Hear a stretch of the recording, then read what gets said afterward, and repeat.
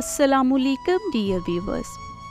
हिना मेरे दोस्त की कज़न थी जो कि स्कूल की छुट्टियां गुजारने मेरे दोस्त के घर आई थी। मैं जब अपने दोस्त के घर जाता तो हिना मुझे मुसलसल देखती रहती। कुछ ही दिनों बाद हिना ने मुझे प्रपोज कर दिया। मुझे भी हिना बहुत अच्छी लगती थी तो मैंने उसका प्रपोज़ल एक्सेप्ट कर लिया। हमारी ज़िंदगी का वो सबसे खूबसूरत साल था। हमने बहुत सा वक्त साथ में गुजारा। फिर छुट्टियां ख़त्म होने पर हिना वापस अपने घर चली गई। उसके जाने के बाद मैं उदास सा रहने लगा। मैं हर वक्त उसे याद करता रहता था। 1 साल तक मैंने उसका इंतज़ार किया और अगले साल फिर छुट्टियां होते ही वो दोबारा आ गई। फिर हम खूब बातें करते, खूब हंसी मजाक होता। हम दोनों बहुत क्लोज हो गए। जब उसने पहली बार मुझे गले लगाया तो उसकी खुशबू मेरी रूह में समा गई। वो खुशबू मैं आज भी अपनी रूह में महसूस करता हूँ। 2018 से 2020 तक ये सिलसिला ऐसे ही चलता रहा। मैं उसके आने का हर साल बड़ी शिद्दत से इंतज़ार करता। हर साल मेरे प्यार की शिद्दत में इजाफ़ा होता गया। लेकिन जब हिना 2020 की छुट्टियां गुजारने आई तो वो काफ़ी हद तक बदल चुकी थी। उसने मुझे देखते ही अपनी नज़रें फेर ली और मुझसे बात नहीं की और अगले ही दिन वो वापस अपने घर चली गई। तो मैंने अपने दोस्त से पूछा कि यार हिना को क्या हुआ है। मेरे दोस्त ने मुझे बताया कि हिना ने तुम्हें मुकम्मल तौर पर छोड़ दिया है। ये सुनते ही मेरे पैरों तले ज़मीन निकल गई। मैं खामोश था लेकिन मेरे आंसू बह रहे थे।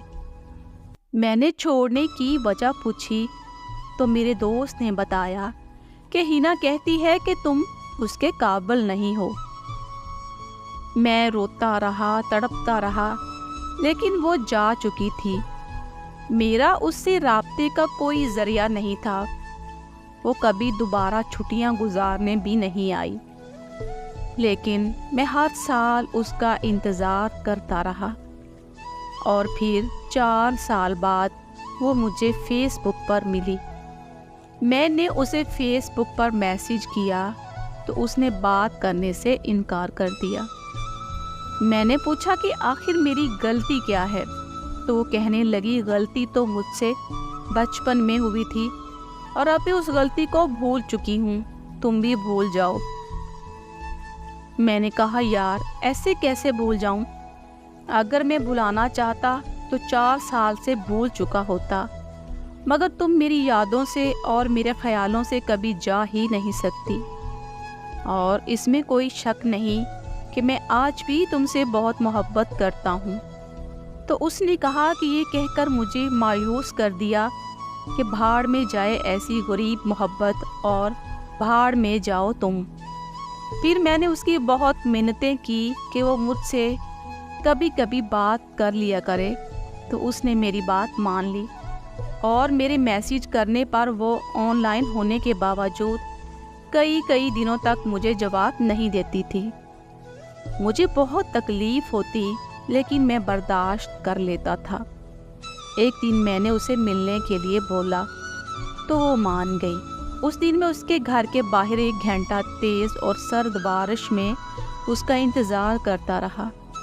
रात को 8 बजे जब वो आई तो मैंने उसे थोड़ी नाराज़गी में बात की तो वो मुझसे लड़ने लगी।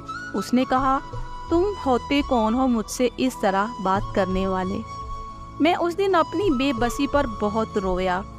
कई साल तक मैं उससे मोहब्बत की भीख मांगता रहा और वो मुझे थोड़ी थोड़ी मोहब्बत से नवाजती रही। काफ़ी वक्त गुजरने के बाद मैंने उससे पूछा कि वो ऐसा क्यों कर रही है, आखिर वो मेरी क्यों नहीं हो सकती, मेरे प्यार में क्या कमी है? तो वो मुझे कहने लगी कमी तुम्हारे प्यार में नहीं बल्कि तुम में है। اور یہ بات یاد رکھنا کہ میں تمہاری کبھی نہیں ہو سکتی کیونکہ تم میرے لائق نہیں ہو۔ میں نے اس سے پوچھا کہ میں کیسے تمہارے لائق بن سکتا ہوں؟ تو اس نے کہا تم جا کر پیسہ کماؤ اور میری جان چھوڑ دو۔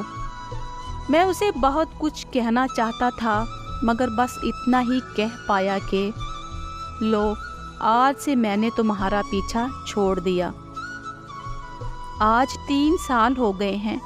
میں نے دوبارہ کبھی اس سے رابطہ کرنے کی کوشش نہیں کی، مگر ایسا نہیں کہ میں نے اس سے محبت کرنا چھوڑ دیا ہے۔ میں آج بھی اسے شدت سے چاہتا ہوں اور اپنی آخری سانس تک اسے چاہتا رہوں گا۔